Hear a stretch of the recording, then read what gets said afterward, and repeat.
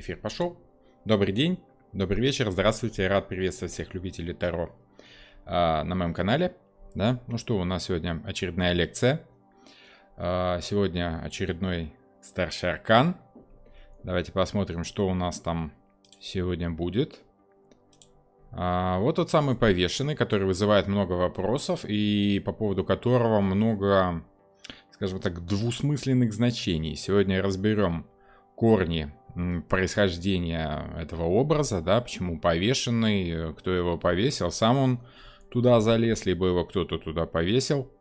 Собственно, что за дерево, на котором он висит, что по этому поводу думал автор колоды Уэйт, да, собственно. Что по этому поводу думают у нас астрологи по поводу 7-го дома, что там такое, да, что за значение, вот. И, соответственно, посмотрим еще сегодня значения практические этой карты, что и как, да, в раскладах. Хотя напомню, что я разбираю более глубоко практические значения этой карты на своих лекциях в группах, да. Я провожу обучение в Zoom, в отдельных группах по 5 человек, небольшие группы. Именно для того, чтобы каждый человек мог поучаствовать в обсуждении карты, в обучении, да, мы делаем расклады, берем какие-то реальные расклады, рассматриваем какие-то возможные ситуации, да, со всех сторон пытаемся вертеть эти самые арканы, старшие, младшие, и пытаемся научиться гадать на картах Таро правильно, не поверхностно, как это делает большинство специалисток на Инстаграме, допустим, том же самом, а более глубоко с проработкой глубинных смыслов, так как и положено, да, так как они и задуманы вот с той самой высокой философией. Хорошо, и напоследок, конечно, обязательно мы пройдемся с вами по любимым многим образом из современного искусства кинематографии, да, что там за образы, как эту карту можно рассматривать с точки зрения ваших привычных каких-то любимых героев, книг, произведений, кинофильмов, да, и прочего-прочего. Очень уж это всем нравится, и, в принципе, есть в этом смысл. Есть удобство в такой трактовке карт, потому как все-таки мы пытаемся с вами находить соответствие этим картам в жизни. Вот, поэтому какие-то такие приближенные к жизни реальные примеры лучше всего брать и рассматривать. Хорошо, несмотря на то, что у нас стрим, да, проводится все это дело в прямом эфире, можно задавать вопросы в чатике, да, я постараюсь ответить. Здравствуйте, всем добрый вечер. Уже вижу и учениц моих, и завсегдатаев, или завсегдатаев, не помню, как правильно это слово произносится. Вот, постоянных зрителей, скажем так, да. Давайте чуть-чуть вот так камеру опустим. Как-то вот так вот будет лучше, наверное. Вот, можно задавать вопросы в чатике, однако можно и, если вы смотрите в записи эту лекцию, то, конечно, можно сбрасывать свои мнения по поводу этой карты в комментарии. Это будет только на пользу каналу. Вот. Более того, на пользу каналу очень пойдут ваши лайки, которые вы без сомнения будете ставить под этим видео. Напомню, что у нас с вами очень простая договоренность. Я делюсь с вами информацией интересной, да? Отвечаю на ваши вопросы, которые касаются карт Таро. Ну а вы ставите лайки и комментируете, таким образом помогаете чуть-чуть продвигать канал. Ну что ж. Добрый вечер, здравствуйте, здравствуйте. Мужчины, да, у меня по статистике канала 3,5% мужчин уже, да, цифра потихонечку растет. 96,5% женщин и 3,5% мужчин. Раньше было 2% мужчин. Сейчас парни подтягиваются. Хорошо. Значит, вопросы по поводу введения конспектов, да, некоторые пытаются вести конспекты по моим лекциям. Ну, давайте так, эти лекции всегда будут в открытом доступе, да, это та информация, которой я делюсь абсолютно свободно, абсолютно спокойно, потому как эта информация есть в открытом доступе, это не какие-то сверхсекретные тайные знания, которые передаются там в секретных масонских орденах. Это информация, которая исходит и оттуда тоже, но просто она стала так общеизвестной, да, это то, что можно выкопать, в том числе в Википедии хотя бы, да, на худой конец. Загляните в Википедию, погуглите чуть-чуть, и вы найдете массу соответствий, массу интереснейшей информации, которая открывает нам на карте Таро глаза в буквальном смысле по-другому. С другой стороны, мы смотрим на карты. Собственно, это одно из значений повешенного, это взгляд на ситуацию с какой-то новой стороны, с необычной стороны. Вот я сразу с места в карьер вспомнил еще один образ такой, да, но, наверное, он был бы лучше с картинкой, но раз я только что вспомнил, то и картинку, соответственно, не приготовил. Ну, я думаю, что представить вы себе можете, да, что же это за повешенный такой. Сейчас мы об этом как раз плотненько и поговорим. Собственно, по поводу конспектов, которые зрители, слушатели пытаются ввести, смысла нет ввести эти конспекты. Если вы просто будете вникать в смысл карты, вы ее будете понимать. А там, где есть понимание, нет необходимости что-то пытаться заучить, зазубрить. Понимаете?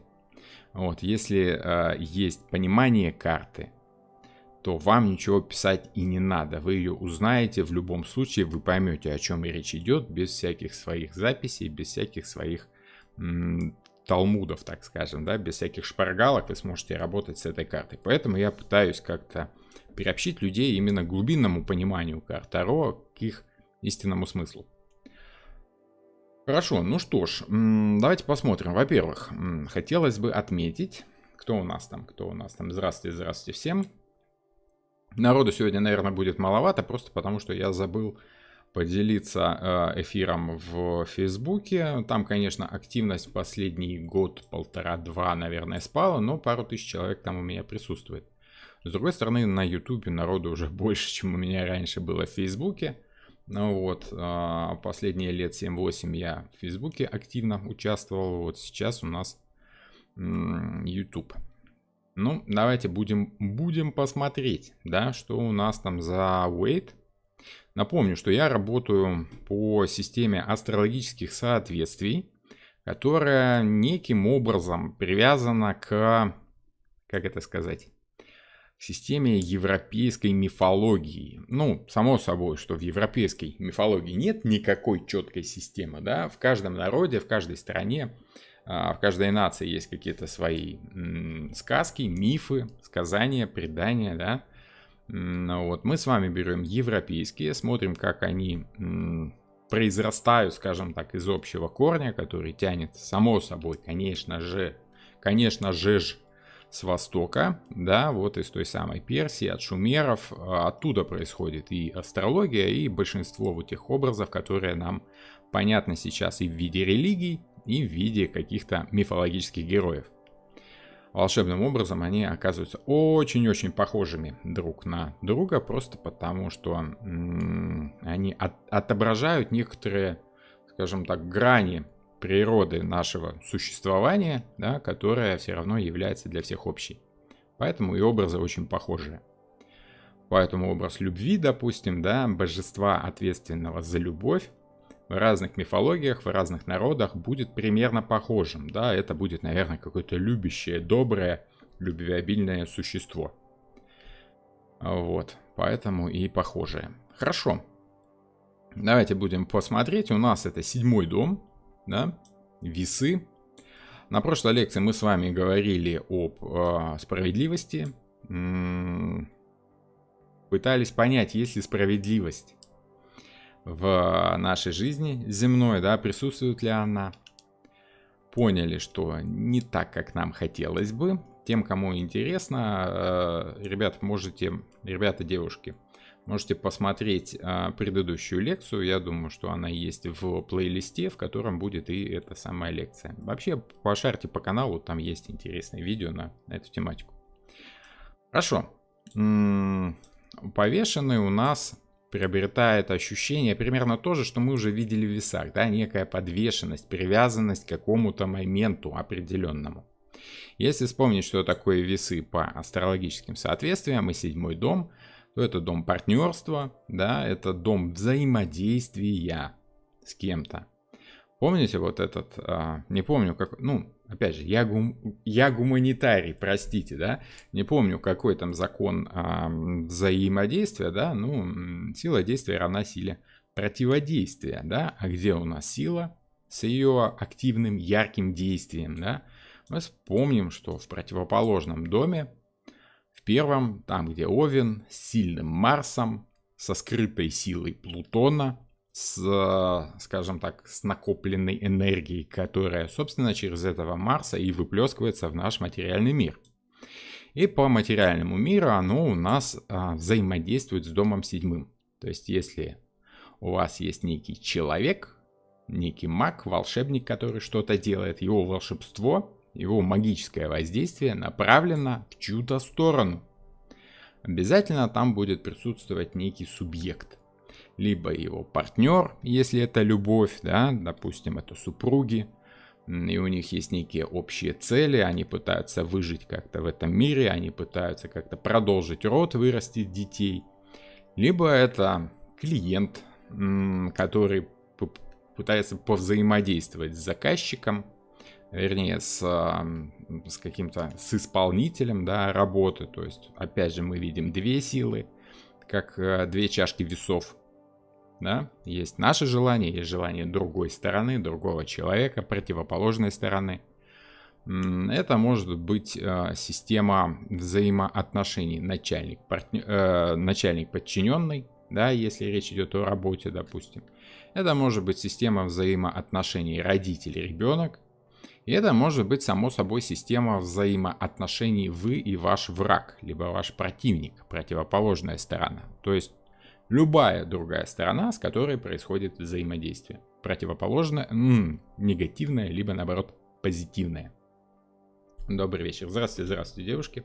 Всем еще раз здравствуйте. Я тут периодически буду здороваться со всеми подходящими. Заодно хотелось бы напомнить, что если у вас есть какие-то свои интересные значения карты, да, сегодня у нас повешенный, не стесняйтесь писать об этом в комментариях, в чатике. Я всегда с удовольствием, с интересом принимаю какие-то новые точки зрения на символику, потому как она глубока, она многогранна, и любая новая точка зрения на этот общий образ, да, дает мне еще большую глубину понимания. Поэтому делитесь своими значениями, я буду только рад этим, вы поможете и мне, и другим, тем, кто будут читать ваши комментарии. Поэтому welcome, не стесняйтесь, ведите себя как дома, но не забывайте, что в гостях.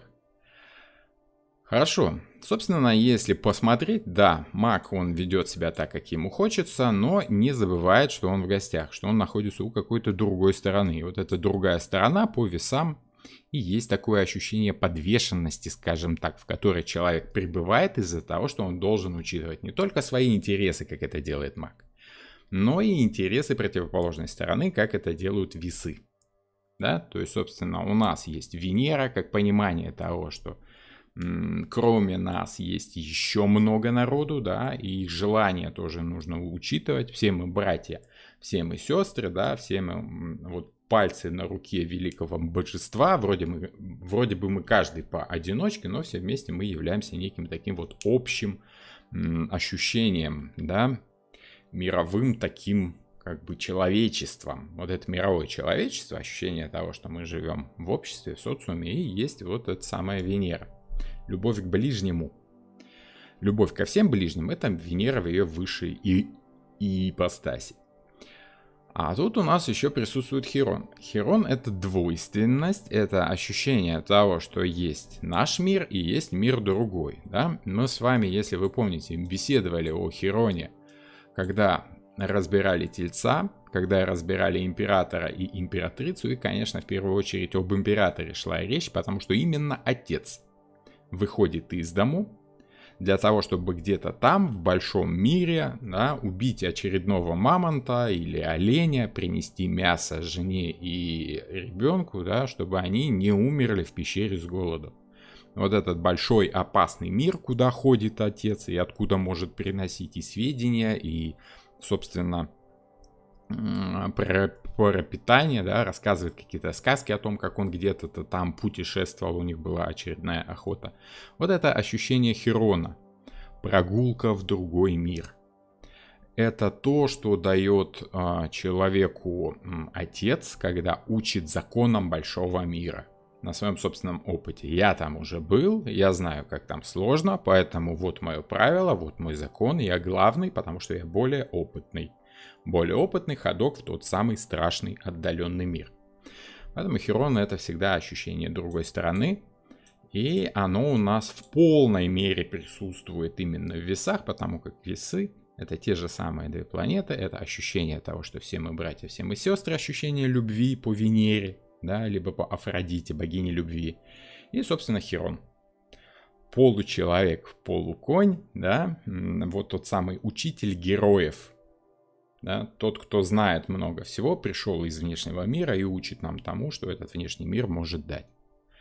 Либо Хирон может ощущаться еще и как путешественник в другой мир, в заоблачный, в мир богов, в мир потусторонний. В любом случае, Хирон — это мир потусторонний. Поэтому значок у него такой в виде ключика, потому что он открывает дверь, за которой находится тот самый мир. Да? Собственно, это тот самый золотой ключик, который искал Буратино в сказке, да, в известной Пиноккио. Да? Это ключ в духовный мир.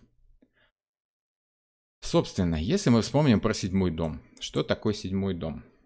Что там у нас пишут? Анче, подождите, меня забыли. Присоединяйтесь, присоединяйтесь. Вот. По поводу рун, по поводу мифологии скажите, пожалуйста. Один, я знаю, что не мы выбираем систему, а нас выбирают. Угу. Так ли это? Очень хотелось бы услышать наше мнение. И да, и нет. Есть судьба и есть воля. Судьба — это то, что дается человеку в виде внешних обстоятельств. Воля — это то, что волен делать сам человек, его божественная сущность, с помощью которой он, собственно, и выбирает свой путь вот в этой самой судьбе, в коридоре этой самой судьбы. Судьба — это некие ограничения, стенки. Человек волен в этих ограничениях как-то выбирать свой собственный путь примерно в том направлении, в котором ему приписано судьбой. Скажем так. В общем и целом так, коротко и емко. Хорошо. Теперь давайте посмотрим на обещанные астрологические соответствия. Да? Ой, немножко тут формат не тот. Ну ладно, я вам буду читать, да. Надеюсь, что как-то получится у нас увеличить, да. Я постараюсь. Седьмой дом — это отношения тет-а-тет. Это взаимодействие с партнером лицом к лицу. Брак, то есть, собственно, те же самые взаимоотношения с партнером, только уже с жизненным партнером. Условия брака, образ партнера, число разводов, браков, то есть взаимодействий, да, с этим самым партнером и тому подобное. Договоры или договора, да, у кого как. Союзы, контракты, сотрудничество. То есть мы с вами видим, да, всегда есть две стороны. Индивидуальные консультации, способность к компромиссу, то есть умение договориться, да. Оппоненты и враги. То есть нельзя сказать, что тут только враги или тут только друзья. Это любая сторона, с которой у вас происходит взаимодействие. Вот тот самый мир, куда ходит этот самый император, да, Хирон, в поисках чего-то полезного. Добрый вечер. В некоторых книгах пишут, что повешенный соответствует Нептуну. Да. Знаете почему?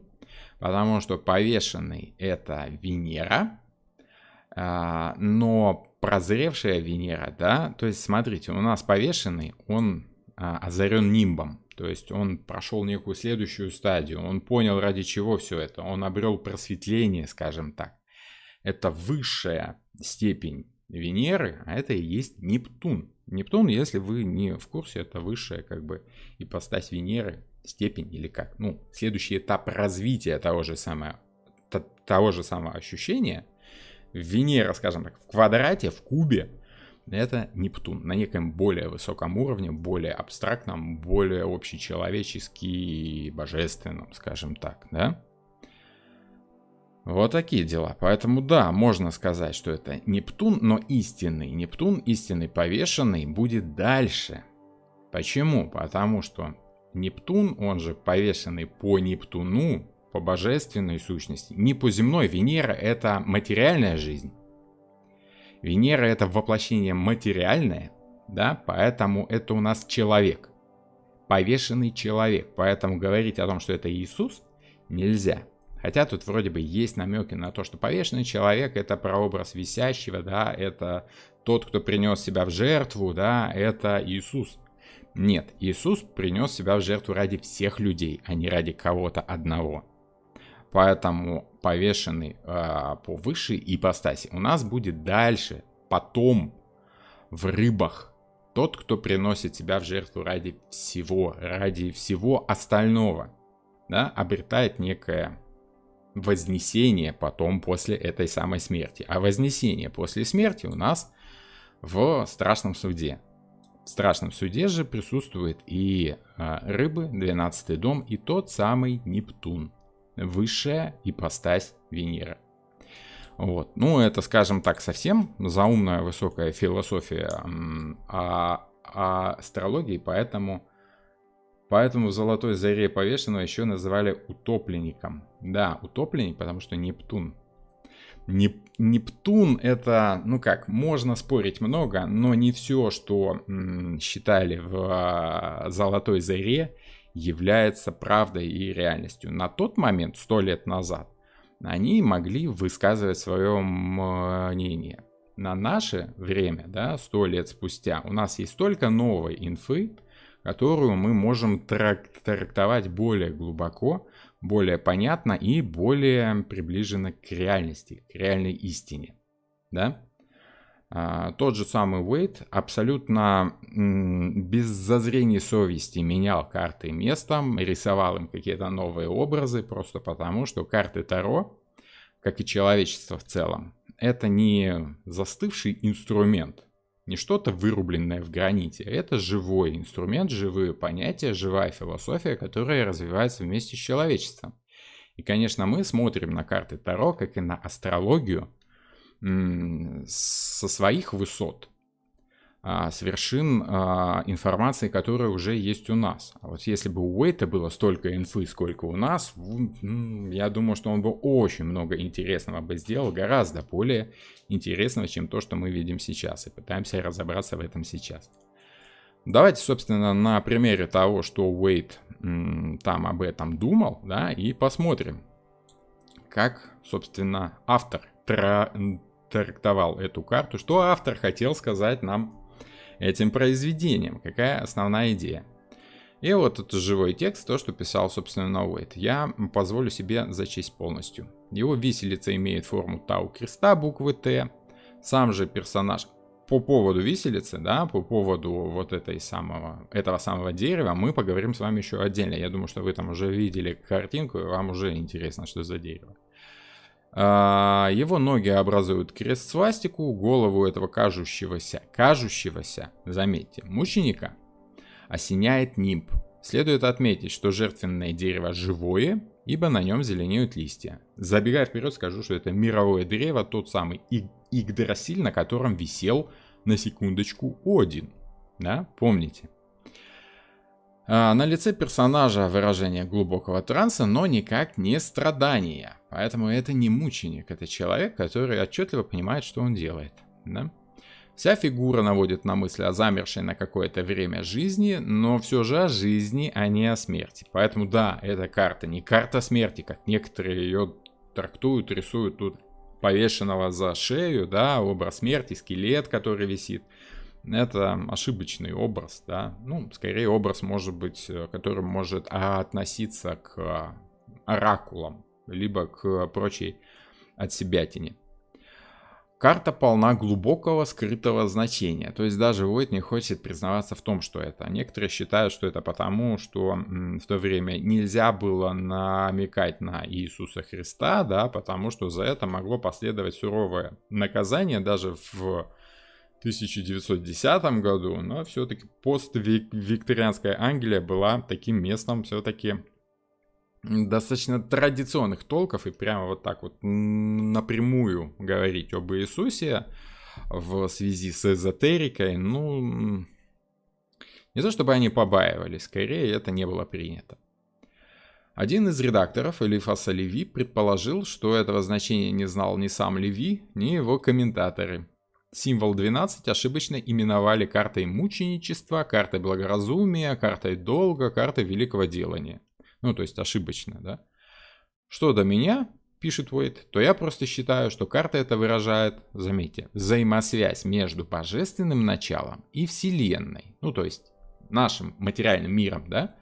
В одном из ее аспектов. Причем в каком он не пишет. Да? Уже хорошо, уже интересно. Кому дано понять, что в этом символе запечатлена вся история его высшей природы, тому многое откроется о возможности великого пробуждения. И он узнает, что после священного таинства смерти приходит светлое таинство воскресения из мертвых. Да, вот жирный текст, выделенный, это важно, это мы будем использовать чуть-чуть попозже. Но опять же, Уэйт мутит воду, то есть, если вы знаете, то вы знаете, да? Как там фраза, да? Кто не знает, тот узнает, да? Ну, кто не понял, тот поймет.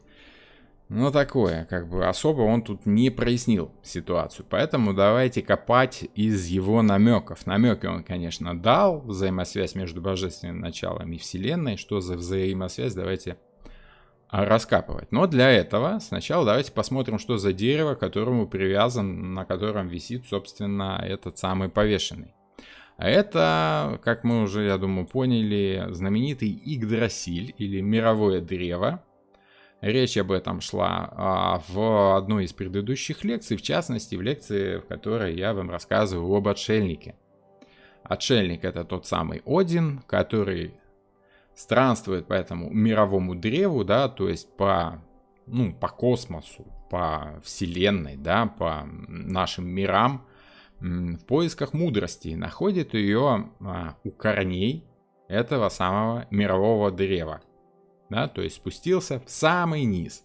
Напомню, что мы связали это с погружением в себя, в свое собственное подсознание, с пониманием того, что ответы на все вопросы человек может найти, задавая их себе.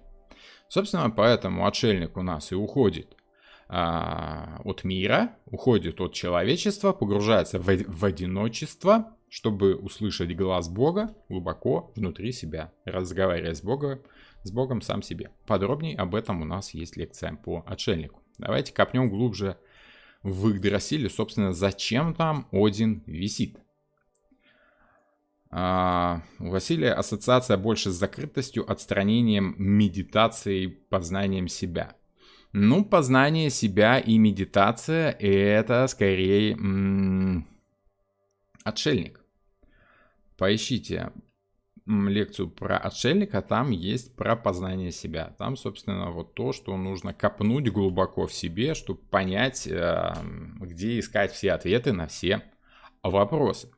Собственно, сам образ мирового древа, должен сказать, что очень люблю я вот такие вот изображения. Мировое древо, в частности, Игдрасиль, да, а Игдрасиль — это просто одна из аватар, да, вот того самого мирового древа, да, вот у скандинавов мировое древо было таким. Обязательно с корнями, потому как это сущность нашей жизни, да, вот ствол, да, это наша теперешняя жизнь, это наш момент существования. Ветви и все, что выше, все, что распространяется во множестве, скажем так, в многовариативности, это наше будущее, это будущее человека. Те корни, которые сплетаются по одному вместе, это прошлое всех людей, которые сплетаются в единый момент существования сейчас. Да? Поэтому корни мирового древа Игдрасиль — это прошлое, вот, и ветви — это будущее. А теперешний момент, уровень горизонта, ствол, возле которого находится сам человек, это наше настоящее. Почему мировой змей, да, либо дракон грызет корни мирового древа. Потому что есть какие-то глубинные внутренние желания, которые нас постоянно, образно выражаясь, грызут, заставляют что-то делать, исходя из того глубинного понимания, чего мы хотим. Наши эмоции, наши желания приходят снизу, изнутри, из неких затаенных уголков нашего подсознания. Потихонечку разворачиваются с помощью Меркурия в наши мысли, в нашу речь, да, и мы уже можем воздействовать на близких рядом с нами находящихся людей. Хорошо. Хорошо, давайте посмотрим вот, собственно, эту саму систему.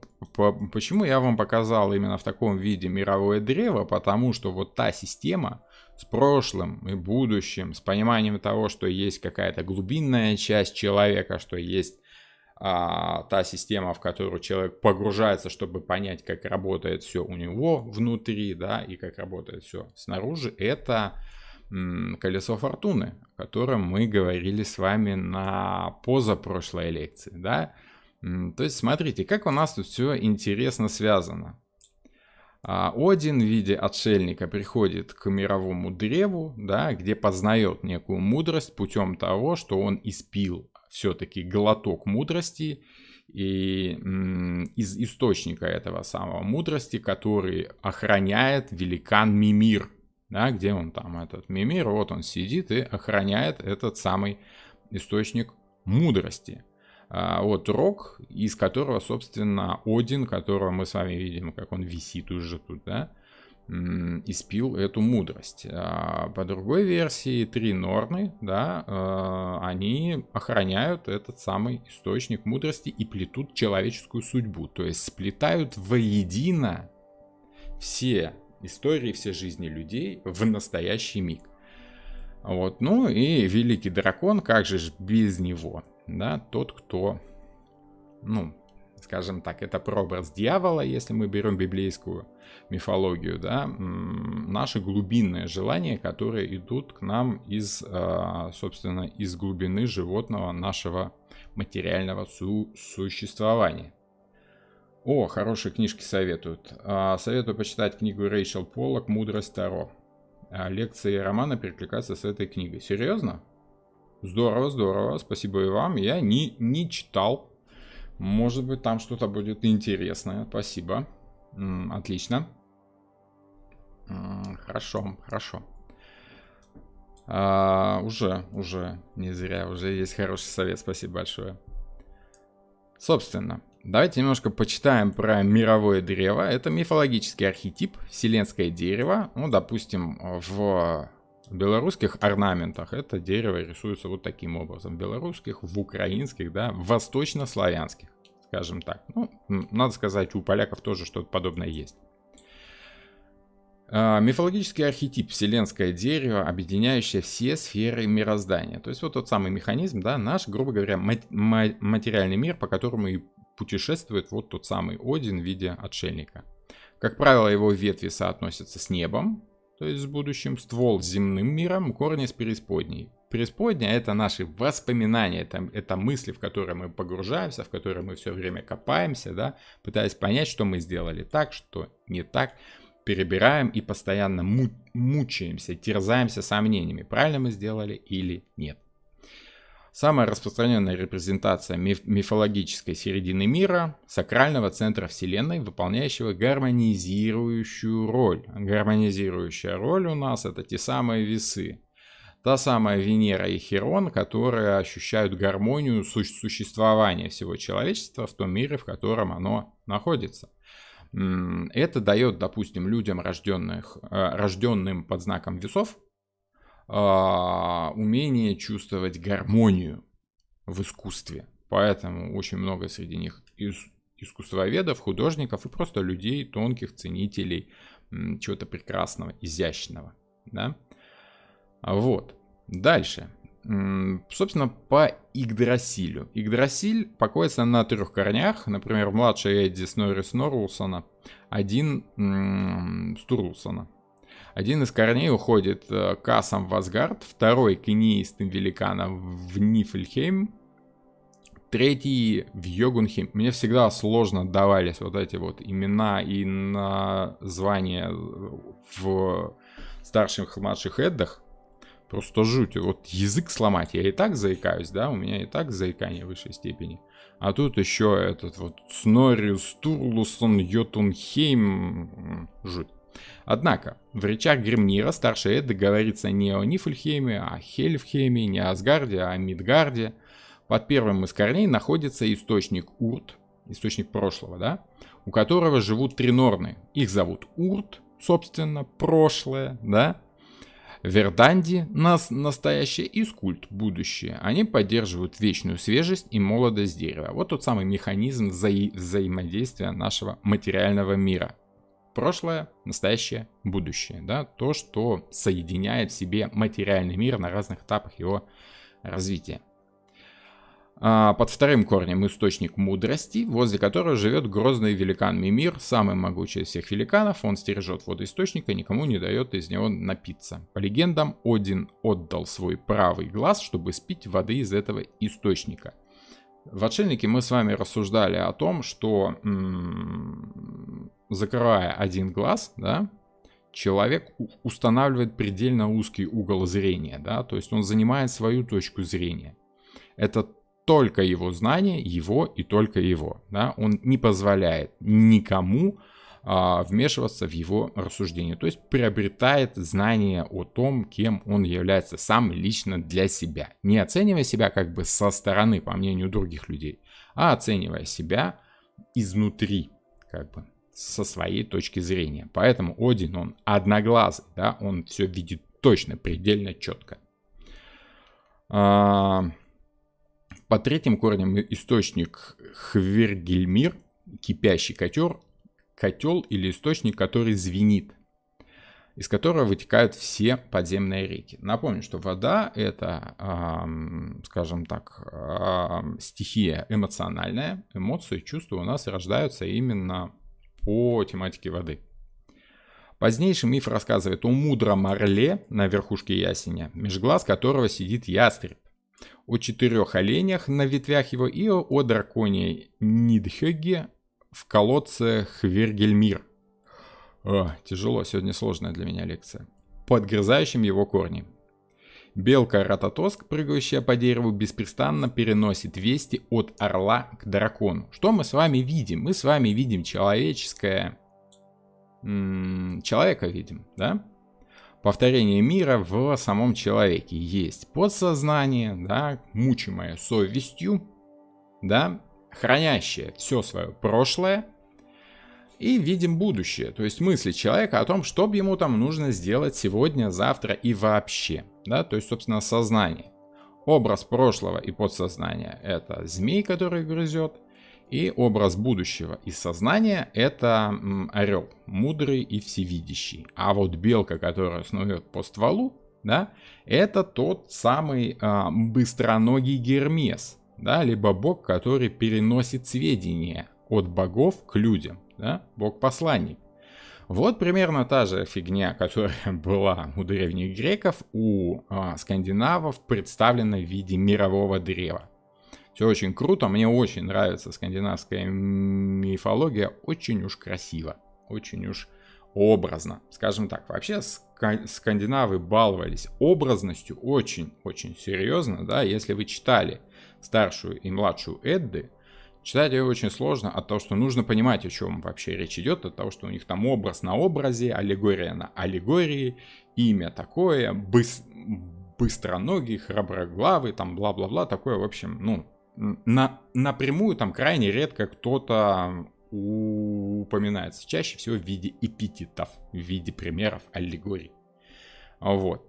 С этим связана еще и, скажем так, история о великом меде поэтов, о меде поэзии, который очень хотел Один испить, да, для того, чтобы уметь слагать, собственно, стихи. Вот. Едем дальше. Причем тут скажете повешенный? И почему Один висит с копьем в груди? Чье копье и почему висит?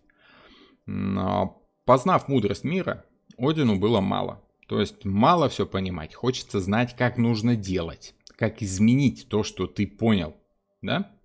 Одно дело понять, как работает компьютер, другое дело на нем что-то сделать, что-то произвести, сотворить что-то. Для этого нужно уметь не только погружаться в понимание, да, как вот в этот подземный источник, да, чтобы отхлебнуть из него мудрости, но и попытаться проявить свою волю. Проявление своей воли – это огненный процесс. А огненный процесс – это процесс, связанный с передачей энергии из одного источника в другой. Что у нас занимается передачей энергии из одного источника в другой? Первый, кто скажет, молодец, да? Какая скандинавская штука, да, работает с энергиями? Если карты Таро, к примеру, у нас работают с прошлым, с будущим и с эмоциями человека, это скорее водная штука, водная стихия. Кто напишет в комментах, с какой огненной штукой хотел и смог потом работать Один? Что он придумал-то?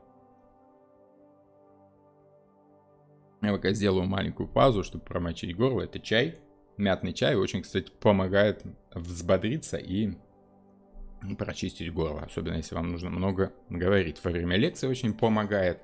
Во время уроков и во время консультаций тоже. Хорошо.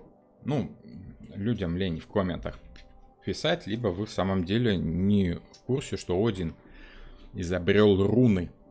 Вот руны, да, если вы хотите что-то сделать в этом мире неким волшебным образом, вам нужно сделать рунный став. Руны. Совершенно верно, Марина. Совершенно верно, все правильно. Руны — это работа с энергиями. Руны — это огненная тема. А огонь у нас где присутствует? В каком доме? В противоположном от 7-го доме. В первом доме вот тот самый Марс. Тот самый Плутон. Овен, первый дом — это дом огня, это огненная стихия. Таким образом мы с вами видим взаимосвязь. Окей, хорошо. Доехали мы с вами до рун. И до понимания того, что мировое древо — это, в принципе, тот же самый человек. Человек повторяет по своему строению, по своему устройству строение мира. По крайней мере, так, как его видели и древние греки, и древние скандинавы. Вот, ну, скажем так, древние европейцы. Мне тоже очень нравится эта система. Эта система мне нравится больше, чем любые восточные системы. Да? Поэтому я считаю, что я работаю в картах Таро по европейской системе. Даже можно сказать, что по европейской традиции. Вот, поэтому, в принципе, если я когда-нибудь напишу книгу, да, скорее всего, будет это что-то связанное с европейской традицией. Хорошо. Вот такие вот образы. Собственно, почему Один висит? В какой-то момент он просто понял, что для того, чтобы узнать что-то, мало того, что если ты хочешь понять что-то, нужно отдать. Да? Вот он отдал свой правый глаз великану. Но вот чтобы понять что-то со своей собственной помощью, нужно принести жертву. Чтобы у тебя что-то появилось, ты должен с чем-то расстаться. И это основная мысль 7-го дома. Для того, чтобы сделать что-то для своего партнера, напарника, чтобы повоздействовать на врага, допустим, да, ты должен расстаться с чем-то. Ты должен отдать часть энергии другому человеку, в другую сторону. Вот, поэтому Один взял копье.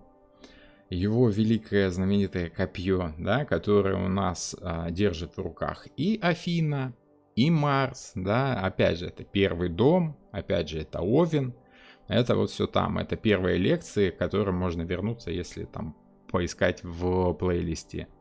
И, собственно, Один своим же собственным копьем и принес себя в жертву. Возникает вопрос, кому он принес себя в жертву? Ответ: он принес себя в жертву себе же. Таким нехитрым образом, да, великий отец всего сущего, да, отец мирового порядка, собственно, узнал руны. Он принес себя же в жертву себе. Вот это великая идея, да? Если ты хочешь что-то сделать, сделай это сам. Вот, если ты хочешь что-то приобрести, ты должен отдать что-то. Вот. Отдавая себя в жертву себе же, ты учишься чему-то новому. Вот. Это сложно понять, если вы не доехали пока до этой карты. Как только вы прощупаете эту карту, вам все станет понятно. Грубо говоря, с чем это можно сравнить? Смотрите, я люблю своим ученикам на практических лекциях приводить такой пример. Вот вы пионер, и вот вы хотите быть хорошим пионером, правильным. И видите вы старушку, которая пытается перейти улицу и не может. Очень плотный поток машин, старушка мучается, хочет перейти улицу. И вы, как хороший правильный пионер, берете эту старушку под локоть, хватаете ее сумку тяжелую, да, авоську, и переводите силой ее через улицу. Неважно, там нужно ей было переходить, нет. Вы совершили хороший поступок, вы молодец. Зачем вы это делаете? Конечно, ради старушки. Вы же помогаете старушке, да? Вы приносите в жертву свое время, свои силы для того, чтобы сделать что-то для другого, для незнакомого человека, для противоположной стороны. Но по сути, если вы поймете, что делаете вы это не ради старушки, а ради того, чтобы почувствовать себя хорошим, правильным пионером, да, как говорила Фаина Раневская, пионеры, вот тогда вы поймете, что на самом деле все, что делает человек, направлено для того, чтобы улучшить свое собственное существование в этом мире. Все добро, которое мы делаем, по итогу возвращается нам. Хотели бы мы этого, либо не хотели. Потому как это замкнутая система, ты сделал добро, по итогу добро к тебе по этой круглой земле однажды вернется. Когда Один принес себя в жертву себе же, он понял взаимодействие энергий, он понял, как должны работать руны. Вот такая фигня малята, да, как говорится. Хорошо. Собственно, в этой связи повешенный, который висит на этом дереве, конечно, это человек, который приносит себя в жертву той жизни, в которой он находится. Он пригвождает, привязывает себя же самостоятельно к своему земному существованию. Он вынужден делать что-то для поддержания этого мирового древа, поэтому он зависим от той ситуации, в которой он находится. Если он чем-то жертвует, если он приводит себя в неудобное положение. А неудобное положение — это когда ты ради кого-то другого делаешь то, что тебе неудобно. Удобно тебе лежать на диване и ничего не делать. А вот неудобно тебе вставать, идти, искать старушку и переводить ее через улицу. Вот. Но если ты принесешь свое собственное удобство и лежание на диване себе же в жертву, то ты станешь хорошим пионером, которому уже потом, да, можно будет спокойно лежать на диване, и за него будут делать вот все, потому что он хороший. Он заслужил это лежание на диване. Вот такая вот немного запутанная философия, но как бы у нас примерно так жизнь и устроена, если хорошо подумать. Константин Лаво, учебник Таро. Много слышал про него, что-то как-то не доходили у меня руки, глаза до Лаво. Внешне он мне что-то не очень, да. Как-то так, есть у меня сомнения по поводу, но это такое, это личное. Я думаю, что если копнуть глубже, может там что-то интересное, надо будет глянуть. Спасибо за совет. Да, система на меня очень повлияла, даже чересчур. Эльдемуров. Угу. Система здесь выбрала не меня, хотя очень интересовалась рунами. Дело в том, что, смотрите, руны и карты Таро — это несколько противоположные штуки.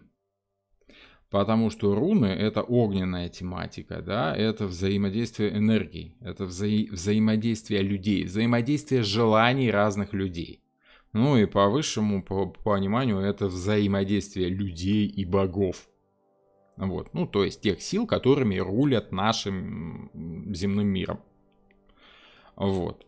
А вот карты Таро — это штука водная, эмоциональная. И говорит больше о том, как человек ощущает этот мир. Не то, что он делает с этим миром, да, не как воздействует с ним, не как обменивается энергиями, а как его прощупывает и как пытается включиться в эту систему, влиться в эту воду, да, и поймать свою волну, скажем так. Это несколько разные штуки, это как левая и правая рука. В принципе, в теории, если взять карты Таро и руны, да, то может получиться хороший такой симбиоз, да, хороший, скажем так, тандем, да, из понимания и делания. Поэтому глоток из источника мудрости — это карты Таро. А вот понимание, что и как нужно делать в этом мире — это руны. Один, как великий странник, как образ кого-то, кто хочет понять, как устроен этот мир и каким-то образом на него повлиять, изменить, конечно, он изучил и то, и то. Вот такие дела, пироги. Хорошо, хорошо. Давайте теперь посмотрим, почему этот повешенный висит вниз головой. Ну, во-первых, сейчас принято рисовать, конечно, этого самого Одина вниз головой. Но, ну, может быть, я плохо копал, но сколько я не копал, современные изображения Одина рисуют его вниз головой. Более давние изображения Одина рисуют его повешенным, собственно, за шею. Поэтому его часто зовут королем-висельником, богом повешенных и прочее, прочее, да? И считалось, что жертвы ему приносили, вешая людей. Ну, не в курсе, верно это или нет, но за что купил, зато продаю, да? Руны более прямолинейные, говорят все четко и не в бровь, а в глаз. Потому что руны говорят о желаниях людей, а карты говорят об их эмоциях. И эмоции — это тема очень размытая. Желания, они как-то более сфокусированы. Да? Вот как копье Марса, она четко и бьет не в бровь, а в глаз, как вы говорите. Поэтому копье Марса, копье Одина — это вот та самая руна, которая выгрызается в плоть мира. Приковывает нас своей энергией к этому самому Игдрасилю. Хорошо. А если мы берем европейскую, то есть христианскую мифологию, кого же вешают вверх ногами? Ну да, я вот хотел сказать, что Один, повешенный вниз головой, это современный образ, который стал известен уже после, скажем так, известности карт Таро, после того, как карты Таро вышли из тени, скажем так. Вот. Может быть, я ошибаюсь. Если ошибаюсь, поправьте меня, пожалуйста, буду только рад новым сведениям. Кто такой повешенный у нас вниз головой? Это святой Петр. Но прежде чем говорить о святом Петре, давайте еще затронем такой аспект, почему у повешенного нимб. С одной стороны, понятно. Это святой Петр, он святой, у него нимб. Все совпадает, бинго есть, да, в точку. С другой стороны, до сих пор в племенах, да, где-нибудь в Амазонии, в Африке, в Австралии существует обряд инициации, приближения к смерти, когда юного там, мальчика, юношу, да, ставят в какое-то тяжелое положение, граничащее со смертью. Либо выдают ему копье и заставляют убить льва чуть ли не 1 на 1. То есть он на охоте должен убить льва, то есть приблизиться к посланнику смерти максимально, да? То это должно быть какое-то опасное, чреватое заражением шрамирование, да, как вот у, кто там в Африке, да, знаете, некоторые племена делают себе такие насечки в виде крокодилей кожи. Это очень болезненный, очень кровавый процесс, некоторые от этого умирают, но в момент получения вот этого болевого шока, да, они становятся взрослыми, да, они понимают эту жизнь с какой-то другой точки зрения, доселе невидимой. А в некоторых индейских культурах до сих пор практикуют повешение вниз головой, либо прыжки с лозой там, да, когда вот эта самая лоза, длина лозы рассчитана так точно, что юноша почти касается головой земли в прыжке там с 2-3-этажной высоты. привешенный за ногу этой лозой. В такой момент человек приобщается к ощущению смерти. А на секундочку я замечу, что смерть — это следующая карта. Да? То есть он подходит вплотную к этой самой смерти. И обряд инициации направлен на переход юноши в мир взрослых людей. Да? Если он испугался, если он не захотел проходить это посвящение, он так и остается не мужчиной. Скажем так, не может выходить на охоту, не может ходить в большой мир, сидит там с женщинами, что-то делает по хозяйству, по-женски. Вот, поэтому...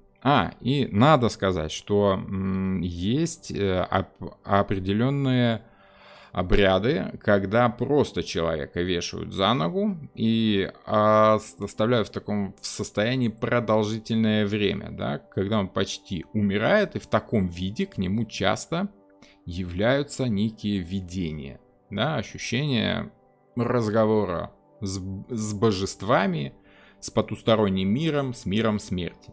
Вот, то есть он начинает понимать, как устроен этот мир напрямую от богов. Они ему сообщают, приобщают к знанию общего мира. В общем, такая шаманская тематика. Вот. Ну, скажем так, отсюда идет значение карты взглянуть все с другой точки зрения, с той, с которой ты еще не смотрел. Приводя себя специально в неловкое, в неудобное положение, человек вынужден действовать как-то по-новому. Поэтому, собственно, и находит что-то новое, обретает некое новое знание. Святой Петр, да, апостол Петр. Вот как раз его распяли вниз головой. Почему? Потому как он не захотел распятие как Христос. Выбрал более мучительное, да, распятие вниз головой. Ну, как считалось. Да? Почему? Потому что считал себя недостойным такой же смерти, как Христос. Поэтому как бы он распятый номер 2 в христианской мифологии, так скажем. Вот. А номер 2 это всегда весы. Весы всегда уступают свое первенство тому, кому оно нужнее. Поэтому вот у нас образ висящего вниз головой человека — это Петр, который не захотел быть равным с Иисусом. Сказал, что ну куда мне, давайте вы меня вниз головой будете вешать. Вот. Давайте остановимся подробней. Апостол Петр в христианстве один из 12 апостолов, ближайших учеников Иисуса Христа. Да, как и 12 знаков зодиака.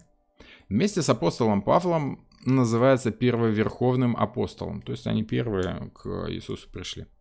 В католической церкви считается первым папой римским. Проводником в божественный мир. На секундочку, если мы вспомним Иерофанта с ключами. Да? А Иерофант — это папа, он же имеет ключи. Символика 2 ключей — это, конечно, святой Петр. Вот, первый папа римский. Проводник в другой мир. Художественно-символически изображается с ключами от рая, стражем, который является седыми, недлинными волосами и бородой. Желто-синим облачении. Желто-синий у нас там как бы на карте тоже присутствует, да, вот вам желтое, символ солнца, озарение, да, и синий, как образ неба, над которым это солнце, в принципе, восходит. Когда восходит солнце на небе, сразу становится все видно, сразу становится все ясно. С вами происходит озарение, волшебное, божественное. Что еще важно? Помните историю с Уэйтом? Там, где он писал, что взаимосвязь между божественным началом и Вселенной в одном из ее аспектов. То есть связь между Богом и материальным миром. Кто нас связывает? Бога и мир людей? Папа Римский. Иисус произнес: «Я говорю тебе, ты Петр, и на сем камне», а Петр в переводе это камень. Да, имя Петр значит камень. «Я создам церковь мою, и врата ада не одолеют ее, и дам тебе ключи Царства Небесного, и что свяжешь на земле, то будет связано на небесах, и что разрешишь на земле, то будет разрешено на небесах». Поэтому вот это и есть то самое связующее звено между Богом и землей, да? взаимосвязь божественного и вселенной, то есть мира материального. Более того, я вам скажу, что в ночь после ареста, ну, вы знаете эту историю, да, что Иисус сказал Петру, что как бы прежде чем пропоет петух, трижды ты отречешься от меня. Так и произошло. Петра 3 раза ловили римские солдаты, и он из страха отрекся от Христа. Он пожертвовал Христом, чтобы спасти свою жизнь. То есть он был клятвопреступником, хотя обещал, нет, я вот тебя, да, клянусь, да. Вот. Но тем не менее, он предал Христа, но был прощен, потому как покаялся. Это правильный предатель. Это человек, который перешел на другую сторону, но покаялся, одумался, вот, и был прощен. А кто у нас неправильный предатель, неправильный повешенный? Кто у нас повесился, но уже за шею? Иуда, тот самый предатель, который на самом деле, ну, тоже предал Христа, но прощен не был. О, такие дела пироги. Поэтому как бы образ жертвования, самопожертвования, это образ святого Петра, образ взаимосвязи Бога с миром, образ озарения понимания сущности, да, и символика прощения, опять же, это вот это вся эта карта. Такие дела. Вот. Есть ли у повешенного какие-то зависимости? Может ли быть повешенный одержимым и психически неуравновешенным? Узкое значение карты, которое значит, что человек видит мир с другой точки зрения. Бывает такое время от времени, но эта карта играет скорее в негативном аспекте, либо выпадает перевернутой. Да? То есть человек какой-то не совсем нормальный. Ну, такое редко бывает. Чаще всего это просто какое-то подвешенное состояние, что ли. Что интересно, тема близости к смерти, да, и тема проводника из мира людей в мир потусторонний, да, божественный, духовный мир, это тема духовного проводника. А Святой Петр стоит на границе между миром мертвых, да, раем, и миром живых. Вот, кто у нас стоит еще на границе с миром мертвым и живых? Анубис, да, страж весов, на секундочку, да, на суде Осириса в стране мертвых, знаток целебных трав, вот тот самый бог с головой собаки, либо шакала, на самом деле собаки, но об этом чуть-чуть позже. Об этом наша будет следующая лекция, кто такой Осирис и что за образ смерти у нас присутствует в картах Таро. Следующая карта у нас карта смерть. Близость к смерти, да, проводник в мир мертвых и прочее, прочее. Я думаю, что вы связь улавливаете. Надеюсь. По значениям. Обещал я пройтись по значениям, если мы берем социум. Ну, опять же, коротенько очень по значениям, потому как глубоко мы разбираем практические значения карт Таро в раскладах с учениками на наших лекциях, где делаем расклады, где рассматриваем каждую карту отдельно, что как работает, в какой ситуации, в личной, в рабочей. Ну, все в зависимости от того, как там человек взаимодействует своим характером с характером своих близких. Но если вкратце пробежаться сегодня, да, сколько у нас, час уже лекция идет, вот я и планировал где-то часиков полтора уложиться, думаю, так оно и будет.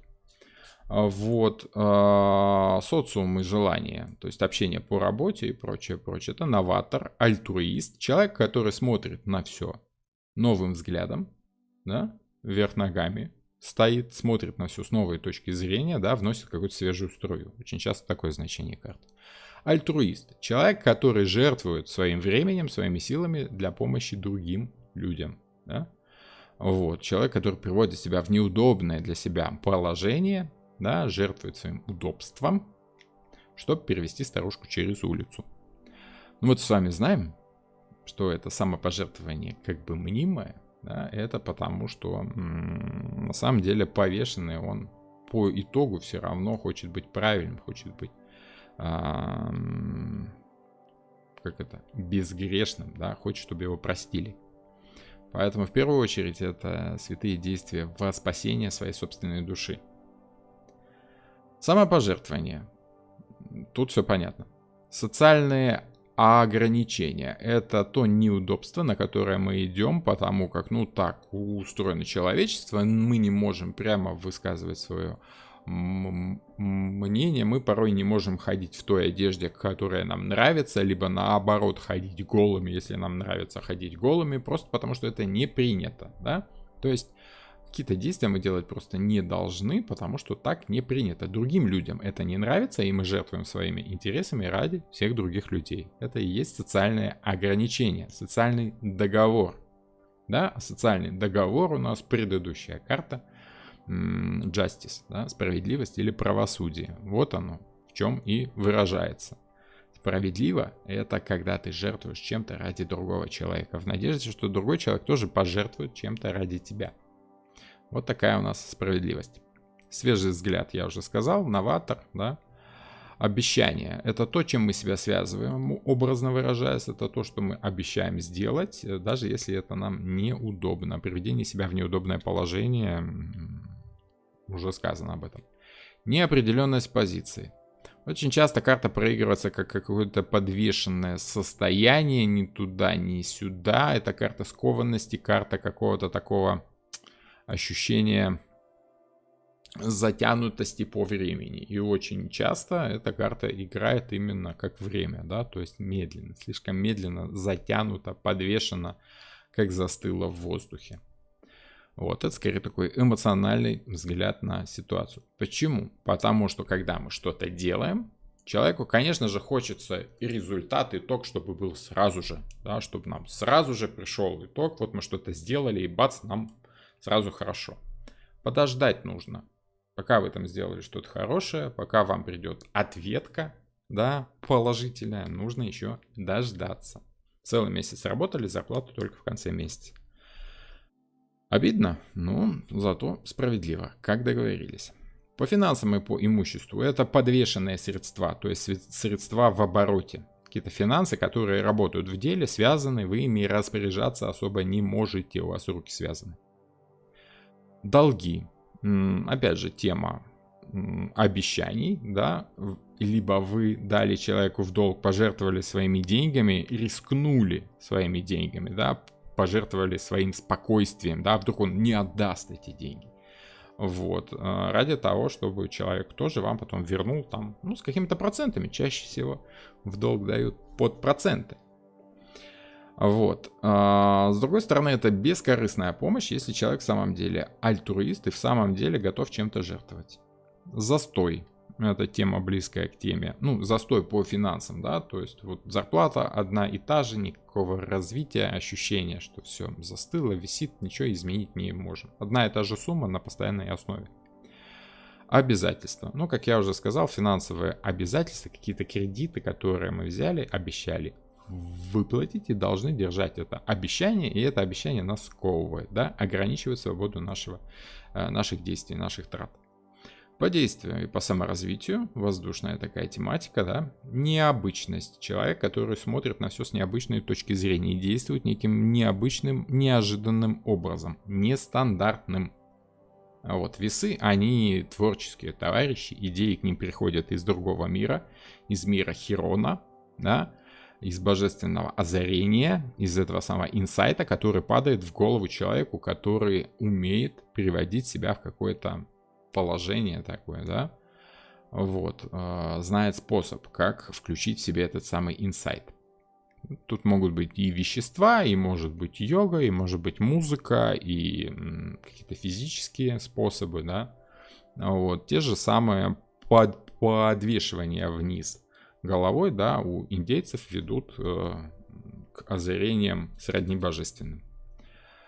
Состояние измененного сознания туда же, в ту же корзину. По эмоциям и по личной жизни это самоотдача, переосмысление, неловкость некая, да. Прошу прощения, что там у меня телефон забыл выключить, приходит оповещение, что моя семья тратит мои деньги. Нормально. Это тоже средства в обороте. Хорошо. Самоотдача. Ну, понятно, да? Человек сам решает, чем он жертвует ради других людей. Сам отдает то, что он решает должным, то, что он считает должным. Переосмысление чего-то, своих собственных эмоций, попытка взглянуть на ситуацию с новой точки зрения, да, из ограниченных возможностей как-то так, да, решить проблему не как обычно, не как удобно, а каким-то таким непривычным способом. Это очень помогает понять эмоции другого человека. Да? Вот если вы хотите понять эмоции и чувства, допустим, человека слепого, попробуйте прожить целый день с плотно завязанными глазами, спотыкаясь обо все углы, роняя чашки, проливая воду и прочее, прочее. Вы очень быстро поймете эмоции человека с ограниченными возможностями по зрению. Вот. Отсюда же и скованность эмоциональная, да, невозможность действовать так, как вам хочется. Некие обещания, которые вы на эмоциях делаете, да, что написано пером, то не вырубишь топором, да. Слово «не воробей» вылетел, нужно делать.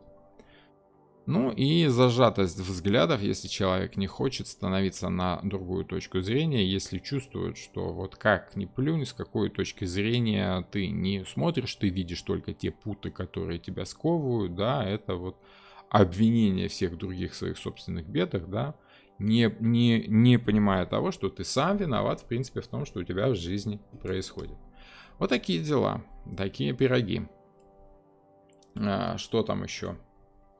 Роман, можно немного про перевернутого повешенного? Да, перевернутый повешенный — это, в принципе, тот же самый повешенный, что и прямой, только в негативном значении. Да, это слишком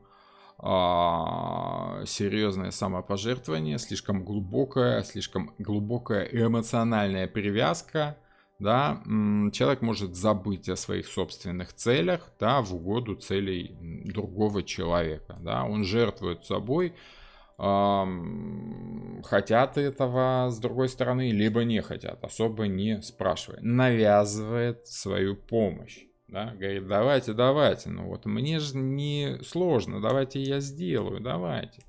Вот, явно преследует какие-то свои цели, то есть этот пионер, который хватает старушке на ту сторону улицы не надо, а он все равно жертвует своим временем, свои силы, да, своими силами, чтобы перевести эту несчастную старушку на ту сторону улицы, хотя ей это 100 лет не надо.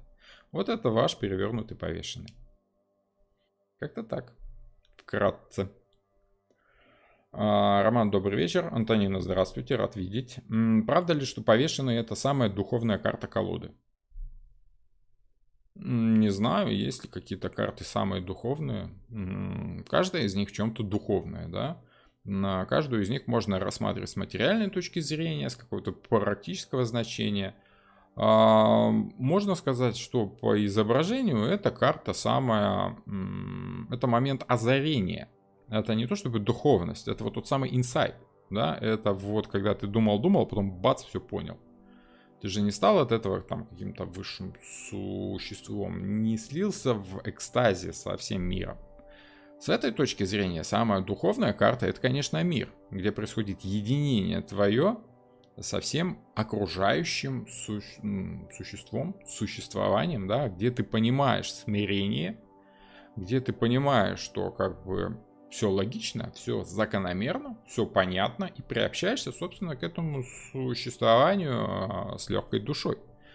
По-моему, мир все-таки самое... Ну, если расценивать карты, как-то сравнивать их по степени духовности, то, наверное, чем старше карта, тем выше духовность. Поэтому мир — это максимум духовности. Это вся духовность, которая только может быть. А повешенный — это когда вы вдруг внезапно прикоснулись к этой духовности, краешком глаза что-то там увидели в щелочку. Почему? Потому что замаячила рядом смерть, и внезапно, как бы перед лицом смерти, все ваши проблемы внезапно понимаются как мелкие и несущественные. И повешенный близко к смерти, Он понимает, что на самом деле с точки зрения смерти важно в нашей жизни, а что не важно. Поэтому он становится таким, скажем так, мудрым. Поэтому Один приблизил себя к смерти максимально. Он 9 дней висел ни жив, ни мертв. Никто не мог сказать, сколько он раз умирал и воскресал. Да? Зато он все понял. И пошел дальше искать, мед поэзии. Что характерно, нашел. Связь с Высшим. Да, связь с Высшим. Всем доброго вечера. Я в повешенном уже долгое время. Сама пошла на эту жертву, но отдать должное многому научилась и продолжаю учиться. Ушла в духовность, нашла много ответов на самые сокровенные вопросы. И в итоге пришла в Таро. Ну, можно сказать, что это только середина пути. Ну, вот, чтобы все понять, нужно двигаться дальше. Долго висеть незачем. Вот, Будда сидел под мировым древом, да, 7 лет. Ну, то есть много лет сидел. Но когда он понял, что просто так сидеть смысла нет, что он уже, если он хочет что-то понять просто сидя, то он это уже понял давно. Вот тогда он встал и пошел. И пошел что-то делать, что-то проповедовать там людям. Ну, просто жить, существовать. Ну, вот. Повешенный, осознав свою близость к смерти и осознав там какие-то божественные эти штуки, да, он что должен сделать? Вот об этом в следующей лекции и поговорим, да? А самое интересное, самое веселое, что нравится всем зрителям, слушателям и ученикам тоже, это образы в современном кинематографе. Преимущественно в голливудском. Но в голливудском очень яркие есть такие образы, хорошие, прям объемные, да. Тема самопожертвования очень близка любому человеку с европейским складом ума, с европейским, скажем так, культурным бэкграундом. Вот, поэтому очень-очень часто встречается во всех там фильмах, в произведениях. Ну, мы с вами рассматриваем киношки, да, поэтому давайте начнем с детских. Очень много эпизодов в разных фильмах, где главный герой, либо второстепенный герой жертвует собой ради там какой-то либо великой цели, либо главного героя, который, собственно, должен эту великую цель осуществить. Да? Вот в первом же фильме, ну, он такой детский, конечно, самый первый Гарри Поттер, он так смотрится с улыбкой умиления, конечно, да, но сказка не глупая и вот в доступной форме рассказывает детям о разных полезных штуках. Поэтому Роулинг, она, конечно, молодец. Она очень хорошую форму выбрала для этих идей философских. Чем старше фильм, да, там 5, 6, 7 серии, тем более глубокие философские идеи в ней рассматриваются в этой кине, да, в этой фильме. Вот, и тем интереснее смотреть, чем старше человек, тем интереснее Гарри Поттер. Был момент, где они шли вот через эти колдовские шахматы, и для того, чтобы пройти через эти колдовские шахматы, нужно было сыграть в эти самые шахматы. Про шахматы мы с вами говорили в «Отшельнике», в «Колесе фортуны». Опять же, сериал, который очень хорошо раскрывает ощущения «Отшельника» и «Колеса фортуны», это, конечно, «Ферзевой гамбит», да, либо «Ход королевы». Вот там тема прям «Отшельника», «Девы». Очень-очень советую сериал там. Ну, это мини-сериал, там 8, либо 9, либо 10, сколько там всего серий. Один сезончик всего лишь. Великолепно. Тема шахмат — это тема мироустройства. Это то, как устроена наша Вселенная, да, и как участвующие силы в этой Вселенной могут взаимодействовать, бороться, там, темные силы со светлыми силами, ну и прочее, прочее. Черное и белое, да. И вот эти ребятки проходят через эти шахматы, и в какой-то момент второстепенный герой, да, Рон Уизли, он понимает, что для того, чтобы выиграть в эту игру, он должен пожертвовать фигуру, которой управляет он сам, коня, да, он, жертвуя собой, он позволяет своим друзьям пройти дальше по квесту и выполнить то, что там нужно выполнить. Закончилось все, конечно, хорошо, ну, потому что все-таки это детская сказка, но, тем не менее, тема самопожертвования, вот она, пожалуйста, есть. Тут нет такого глубокого образа повешенного, да, тут есть, вот, скажем так, эпизод. Вот. характер, который раскрывается более глубоко, это всем известное романтическое кино, называется The Bodyguard, да, или как это будет по-русски, телохранитель, да, Кевин Костнер и как там ее, ну, известно Уитни Хьюстон, совершенно верно, видите, вспомнил, все-таки я иногда фамилии, имена тоже помню, вот. Ну, это тема там, где я всегда буду тебя любить. Вот это самопожертвование в чистом виде. И любовная история, романтика, красиво. И философская... Да, вот, уже тут есть Уитни Хьюстон. Божечки, можно же было взять, прочитать-то. Вот, как-то так. Хорошее кино. Если, ну, я думаю, что, наверное, все видели это кино. И есть понимание этого образа, да. Если кто-то не видел, да, девушки, очень советую, будете рыдать. Вот. Кстати, будете рыдать, забыл сюда впихнуть, но самый очевидный образ, да, помните, Леонардо Ди Каприо в «Титанике», да, где он жертвует своей жизнью ради того, чтобы там главная героиня, да, спаслась и прожила долгую счастливую жизнь. Вот. Вот тоже тема самопожертвования прям своей жизнью ради другого человека. Это не высшее духовное самопожертвование, это скорее вот самопожертвование ради конкретного человека. Это стопроцентные весы. То есть весы всегда жертвуют своей жизнью, своим временем, своими силами ради партнера. Идеальные супруги такие, да. В Lord of the Rings... «Властелин колец», да, по Толкину, тоже есть много эпизодов. И вообще тема самопожертвования — это одна из ключевых тем этой трилогии. Помните, когда Гэндальф Серый жертвует собой для того, чтобы участники компании хранителей кольца могли пройти морю, да, выйти на ту сторону подземных этих пещер. Вот та самая сцена, где you cannot pass, да, ты не пройдешь, и, собственно, рушит вот эту всю тему.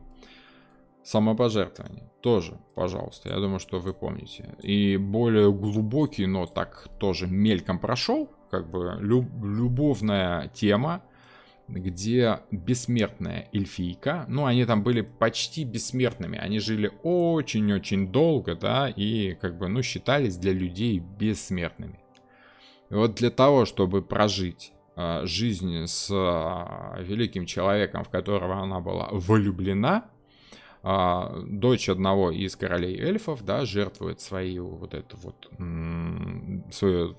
бессмертие ради того, чтобы прожить короткую человеческую жизнь рядом с любимым человеком. Да, ну, пусть он даже там король, да, который вернулся, но тем не менее. То есть такое, ну, прям там за сердце берет, очень так слезу вышибает. Кстати, и играет ее...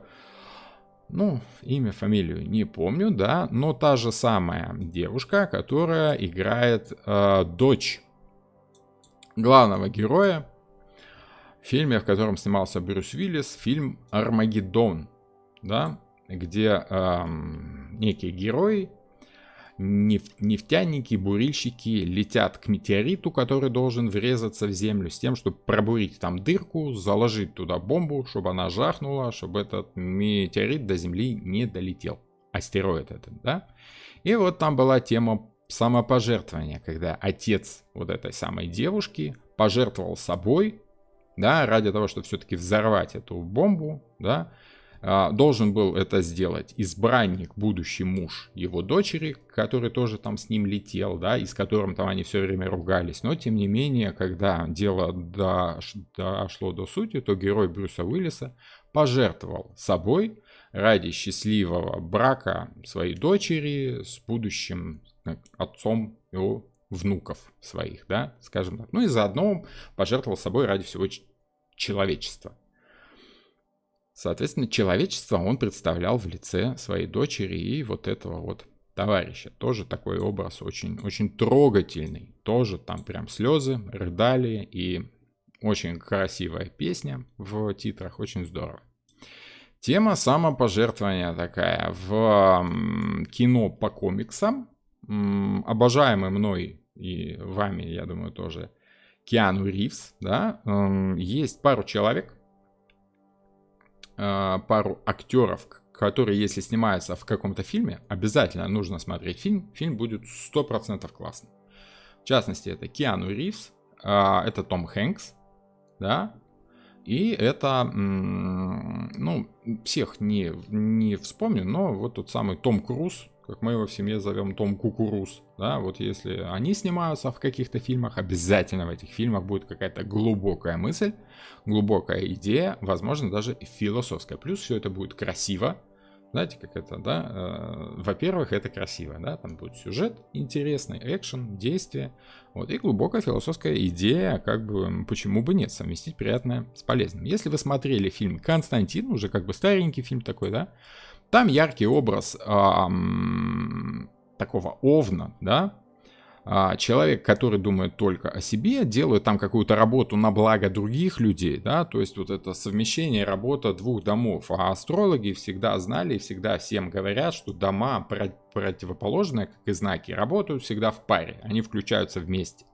Поэтому Овен и Весы это по сути одно и то же, просто как бы, ну, в перевернутом состоянии, в измененном как-то так, две стороны одной монеты. И вот этот Киану Ривз, Константин, вот он вроде такой есть эгоист, замкнутый, думает только о себе, все время курит, собирается умереть из-за рака легких, да, вот. И он жертвует своей душой ради того, чтобы спасти душу сестры своей, ну не то чтобы возлюбленной, ради девушки, в которую он там, ну, начал испытывать какие-то чувства. Вот. И как только он пожертвовал своей душой, пожертвовал самым ценным, что там было, у него оставалась только душа, потому что здоровья уже не было. Вот, его тут же простили. И позволили что-то там ему дальше барахтаться, ну, потому что надо же снимать дальше кино, надо же сериал снимать, да. Поэтому вот его спасли. Но по сути душа была спасена именно через самопожертвование. Он не рассчитывал выкупить себе жизнь, да, либо там место в раю. Он просто сказал, давай вот душу этой самоубийцы мы заберем из ада в рай, да, а я пойду вместо нее. Вот, хотя мог этого и не делать. Вот, тоже тема самопожертвования. Тема самопожертвования, там, где переплетаются две темы, это спасение рядового Райана, да, или спасая рядового Райана. Очень серьезное, глубокое кино, конечно. Тот самый Том Хэнкс, о котором я вам уже сказал. Да, это Run, Forest, Run, да, Беги, Форест, беги. Вот тут тема самопожертвования своей жизнью ради того, чтобы спасти одного человека. Много народу погибает ради того, чтобы спасти одного человека. По сюжету, если вы не смотрели, 96,5% девушек на канале, я думаю, что, может быть, вы не смотрели «Спасти рядового Райана», но это очень хорошее, глубокое, красивое, интересное кино с мужской точки зрения, да. Вот, и там речь идет о том, что поступил приказ спасти рядового Райана, который пропал где-то там глубоко в немецком тылу, при нападении, что-то там такое. И в тот же день погибли 3 его брата, по-моему, и отец, в общем, что-то такое. Осталась одна мать. Вот. И для того, чтобы не было такой трагедии для этой матери, да, хотя бы одного брата из 4 или там из 5, в общем, их там было много, и все погибли вот в момент высадки, да, вот в Нормандии. Вот нужно было спасти хотя бы одного. С одной стороны, это была такая, скорее, политическая акция, чтобы показать стране, что мы не бросаем даже самого последнего солдата, рядового простого, да, чтобы вот нация была великая, бла-бла-бла. С другой стороны, они спасали этого парня, да, просто потому, что это последний сын женщины, у которой больше никого нет. То есть это тоже что-то такое личное. Что-то уникальное, вот тот самый Овен, тот самый Марс, да, единственность, личность. Вот, ради, конечно, общества, ради весов тоже там есть идея того, чтобы вот справедливость и прочее, прочее. Вот, в общем, словами это описывать сложно, потому как там эмоции, которые вы чувствуете напрямую, и которые позволяют понять глубже этого самого повешенного без всяких слов. Какие-то слова там наоборот лишние. Те, кто смотрел это кино, думаю, что меня понимают полностью. И, конечно, вот из последних фильмов самое глубокое кино, гипер-ультрафилософское и тяжелое, для меня, как отца дочери, допустим, тоже очень тяжелое, это «Интерстеллар». Потому что тема быстротечности жизни, тема того, что мужчина жертвует своей жизнью, своим временем ради того, чтобы его дети жили. Вот, и одна из самых глубоких сцен, как главный герой плачет, глядя в экран на взрослую дочь от того, что для него прошло там буквально пару дней, да, а для нее 20 лет. И он увидел, как она выросла, он понял, что он безнадежно потерял все эти годы, которые он мог провести рядом с ней, глядя, как она растет, и воспитывая ее, и радуясь ее жизни, да, и вот в мгновение ока этого времени нет, зато она живет, да, то есть тема жертвы родителя, который идет на какие-то поступки, отдаляется от своего ребенка именно ради того, чтобы ребенок мог дальше жить так, как хочется этому ребенку.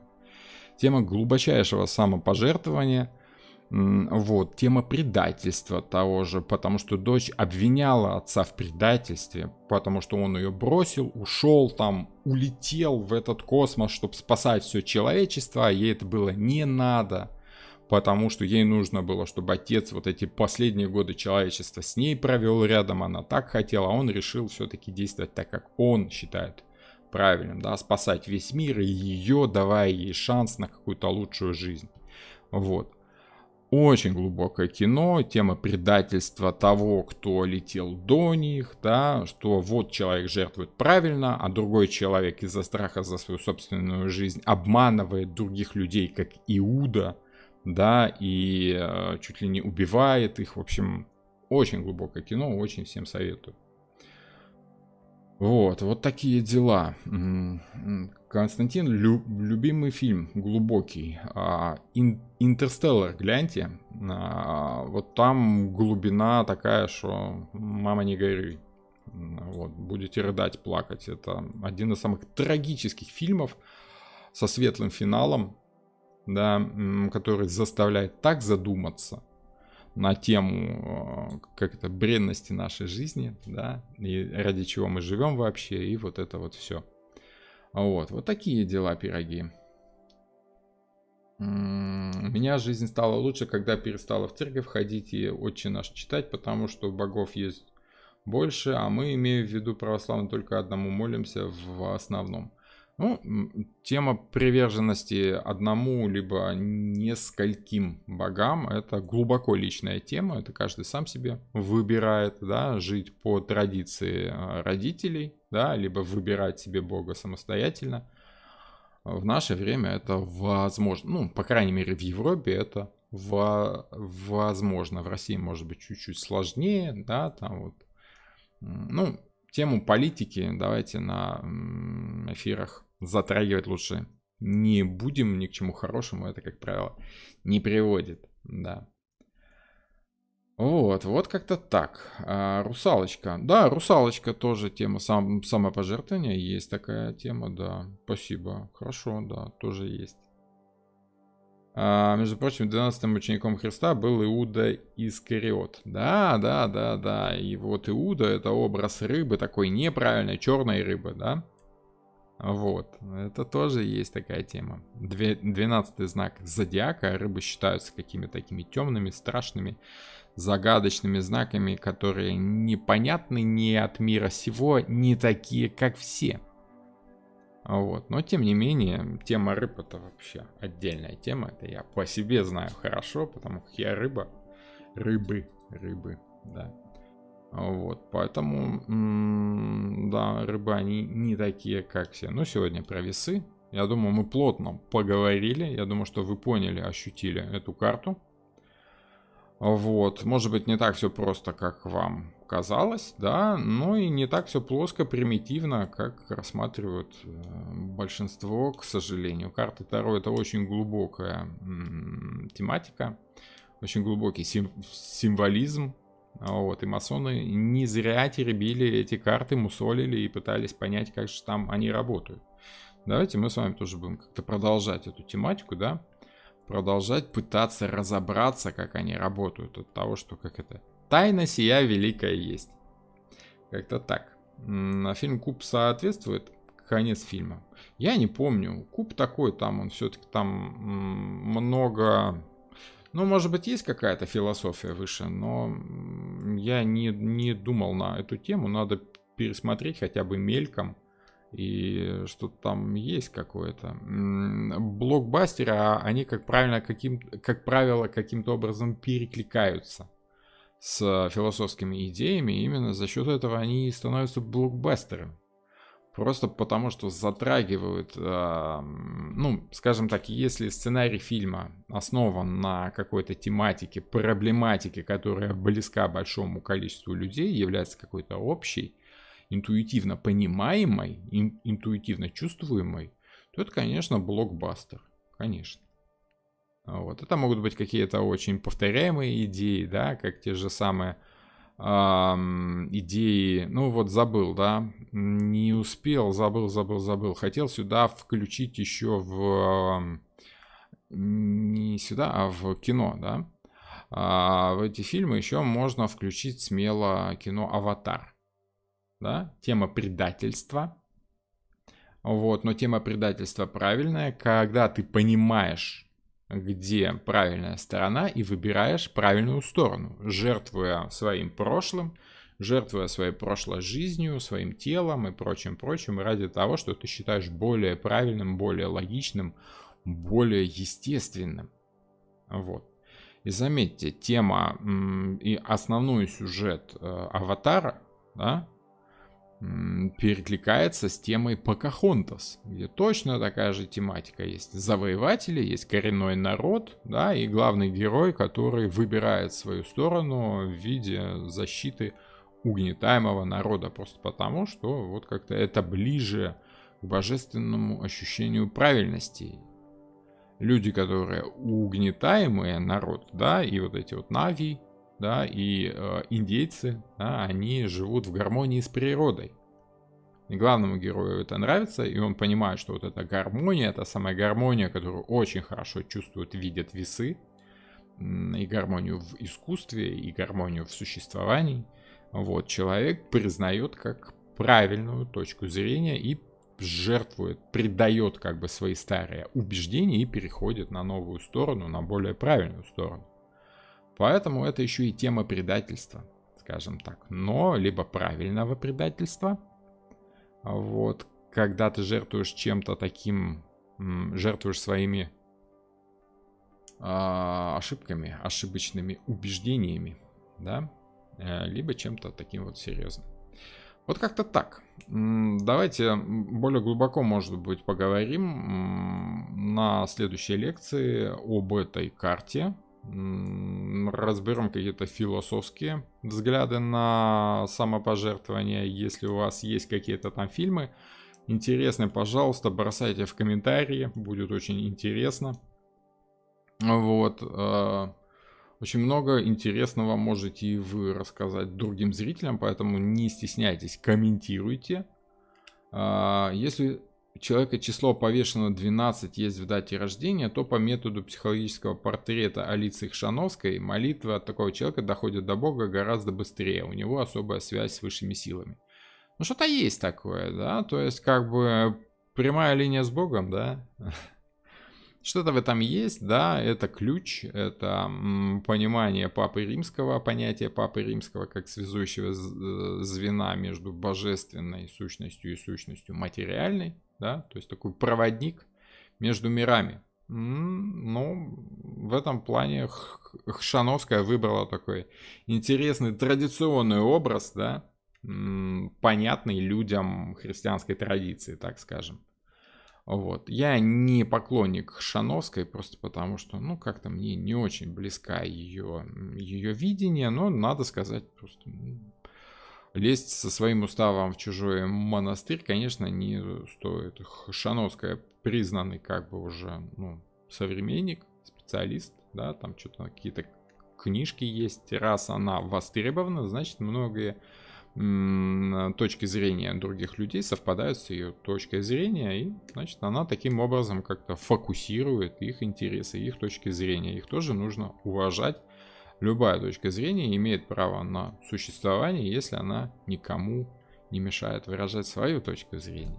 Понимаете? Поэтому вот у нас эти самоограничения у разумных людей всегда руки в чем-то связаны. Всегда нужно себя вести прилично, даже если хочется там где-то ругнуться, да, сквозь зубы. Вот такие дела, пироги. Добренько, хорошо, спасибо вам всем за сегодняшние комментарии, за вашу лекцию, за ваше присутствие на моей лекции. Подписывайтесь, если вы не подписаны, ставьте лайки, комментарии, ну, вы сами знаете, что там нужно на этом самом YouTube делать, да. Спасибо огромное, было интересно, ждем четверга. Да, в четверг 20:00 по Москве. Посмотрим, что еще можем, что мы еще сможем, о чем мы еще сможем поговорить на тему этой карты. Если что-то нового придумаете, пишите в комментарии к этому видео, задавайте вопросы, я постараюсь на следующей лекции ответить. Всем привет!